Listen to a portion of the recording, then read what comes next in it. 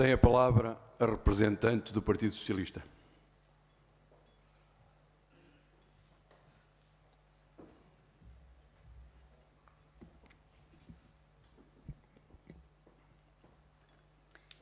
Excelentíssimo Sr. Presidente da Mesa da Assembleia Municipal da Maia, Senhoras Secretárias, Sr. Presidente da Câmara, Sr. Vice-Presidente, Senhoras Vereadoras, Senhores Vereadores, Excelentíssimas Senhoras e Senhores Deputados, Sr. Presidente de Junta, Srs. Presidentes de Junta, Forças Vivas do nosso Conselho, caras cidadãs e cidadãos.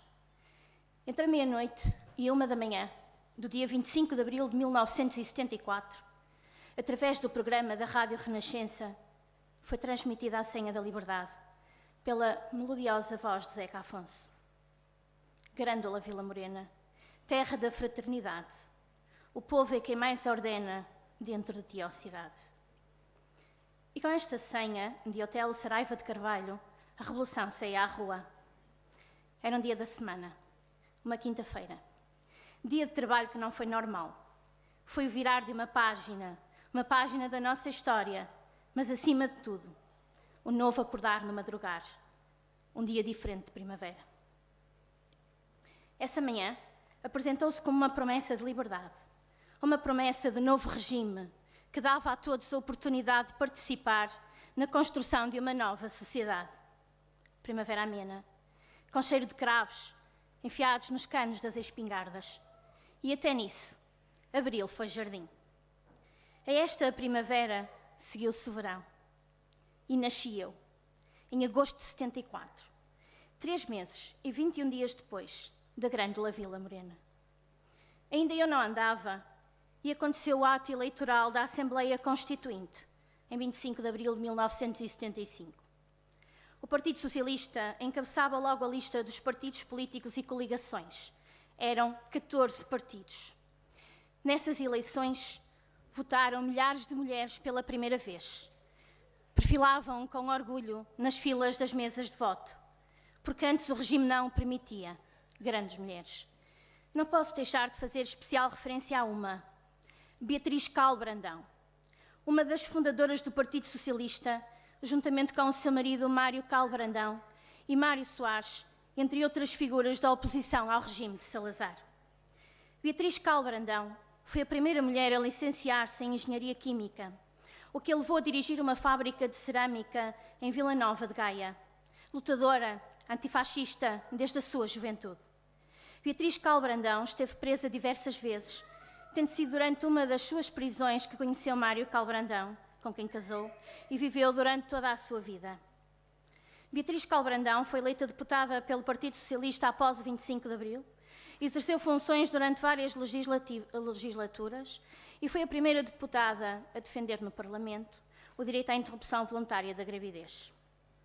Na altura, foi destacada pela sua extraordinária capacidade intelectual e a conciliação que conseguiu fazer entre a família e a defesa dos grandes valores da solidariedade, da fraternidade, sempre na luta das mulheres.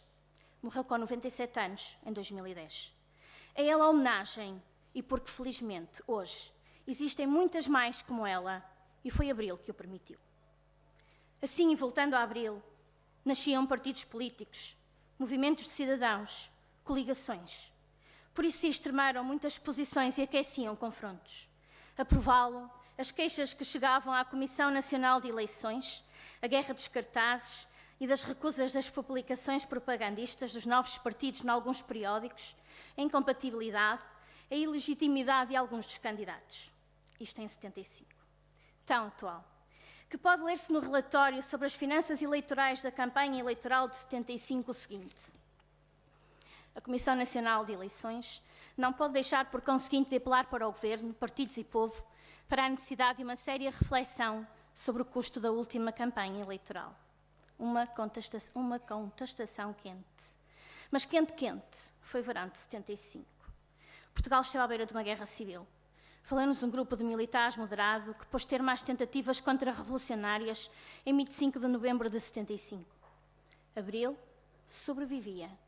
E aqui nascia a democracia em Portugal. E depois de nós, diz a canção, passada momentos antes da Grândola Vila Morena. E se há um depois, há um antes. Antes de abril, não havia propriamente eleições ou direito ao voto livre. Agora há.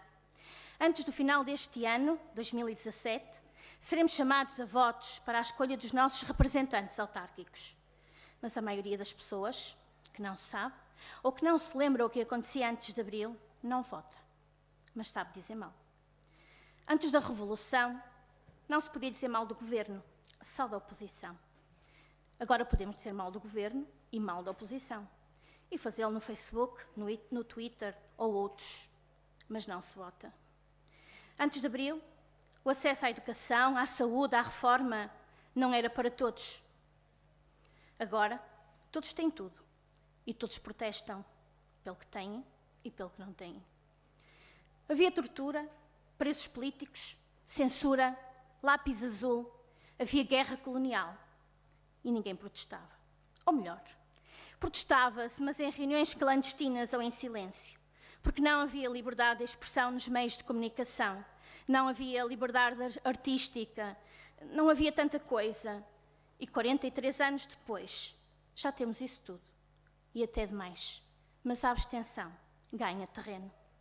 Com a Constituição de 76, institucionalizaram-se os órgãos de soberania atuais, independentes uns dos outros.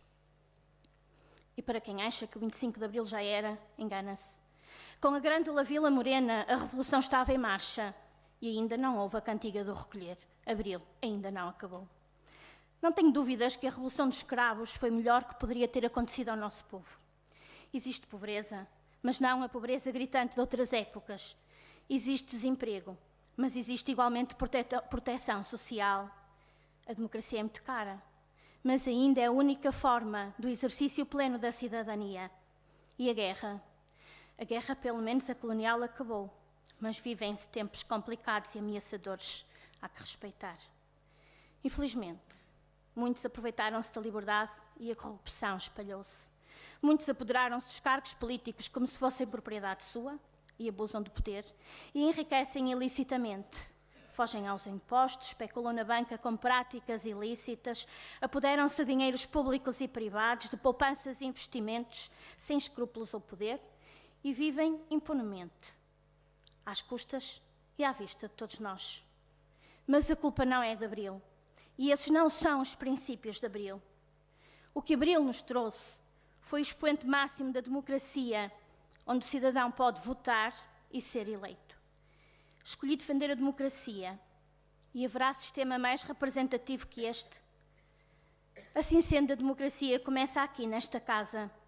A gestão da coisa pública torna-se mais justa quando a democracia funciona em pleno. Quando o autarca coloca o interesse do povo à frente do interesse do partido ou coligação pelo qual se candidatou. Os partidos políticos, que se revestem obviamente de particular importância para a democracia, não podem sobrepor-se aos cidadãos, não podem sobrepor-se aos interesses dos mesmos. Antes têm que os defender. E quando digo que a democracia começa nesta casa, digo que seja qual for o partido pelo qual tenhamos sido eleitos, temos uma obrigação a cumprir. Defender os interesses dos maiatos, defender os direitos dos maiatos e, ao mesmo tempo que o fazemos, fazemo-lo defendendo os direitos dos portugueses. Porque a democracia, sendo representativa, faz com que estejamos aqui em nome do povo. A boa gestão da coisa pública começa nos atos dos deputados, dos políticos eleitos. E nós aqui temos que ser o exemplo claro do pleno exercício da democracia. A Assembleia Municipal é o órgão máximo da defesa do poder local. Aqui se debatem as mais importantes decisões do Executivo Municipal. Por isso, presto um voto de louvor à Assembleia Municipal da Meia. Louvo todos os membros da mesma que passaram por aqui desde 76, na figura daqueles que, eleitos, assumiram as funções de presidentes de mesa da Assembleia. António Elísio Costa, Bernardino da Costa Pereira e Luciano da Silva Gomes. Atualmente composta por 43 elementos, 10 são presidentes de junta e 33 deputados eleitos pelo povo. Com uma responsabilidade muito grande, dar voz ao povo que neles votou e aos que não votaram. Poderá existir maior democracia do que esta? Poderá um executivo bem fazer, se a oposição não o souber ser? Sui generis. O sistema democrático republicano português é dos mais próximos do povo. As freguesias são um exemplo dessa proximidade. Não as há em mais lado nenhum, como as há em Portugal. O sistema mais parecido, talvez, francês. E é, pois, aqui, ao nível mais ínfimo do poder autárquico, que ainda não se cumpriu abril, que autonomia têm as freguesias, que autonomia financeira têm, em grande parte agora a União de Freguesias, numa tão contestada reforma, onde se perdeu a oportunidade de verdadeiramente reformar o poder autárquico, que autonomia financeira têm. Não têm. As freguesias estão dependentes das transferências dos municípios, das dotações financeiras dos mesmos, e ainda que previstas e reguladas na lei, têm urgentemente que ser revistas, de modo a tornarem-se mais justas e a acabar com as divergências entre litoral e interior dentro do mesmo concelho. As dotações têm que ser reformuladas de modo a poderem permitir mais investimento de capital para suprir as necessidades iminentes e brutais das populações em pleno século XXI, adaptando-se assim às novas exigências provocadas pela reorganização administrativa territorial autárquica. As freguesias não podem, não devem continuar a apresentar despesas correntes em larga maioria superiores a 90% e despesas de capital inferiores a 10% e às vezes menos, no resumo das despesas gerais. Como se pode assim servir o povo? E que pode um executivo de junta fazer para contrariar esta tendência? Esta tendência de ser mero coordenador de um edifício e que aguarda silenciosa e obedientemente que o município atenda às necessidades dos seus fregueses? Nada. Não pode fazer nada, porque Abril está em marcha e é necessário o reforço das competências das freguesias e dos presidentes de junta.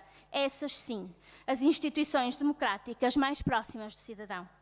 10 presidentes de junta perfilam nesta casa, já foram 17, agora são 10. As freguesias perderam a voz e os desequilíbrios dentro do nosso concelho acentuaram-se com a tendência nacional. O interior afasta-se do litoral, o norte e o sul afastam-se de Lisboa. Ou será o contrário? É o litoral que se afasta do interior e Lisboa que se afasta do norte e do sul. A propósito destas assimetrias tão evidentes, não podia ir embora hoje sem dizer que o fator mais gritante de que Abril não está cumprido se chama regionalização. Por isso, em frente, que não se cantou para recolher Abril. E acabo, citando Manuel Alegre, no poema intitulado Abril de sim, Abril de não. Eu vi Abril por fora e Abril por dentro. Vi Abril que foi e Abril de agora. Eu vi Abril em festa e Abril lamento. Abril como quem ri, Abril como quem chora. Eu vi chorar Abril e Abril partir. Vi o Abril de sim, o Abril de não. Abril que já não é Abril, Abril por vir. E como tudo, mais contradição. Eu vi Abril que ganha, Abril que perde, Abril que foi Abril e o que não foi, eu vi Abril de ser e de não ser. Abril de Abril vestido, Abril tão verde, Abril de Abril despido, Abril que dói. Abril já feito e Abril por fazer. Viva o 25 de Abril que Abril ainda não acabou.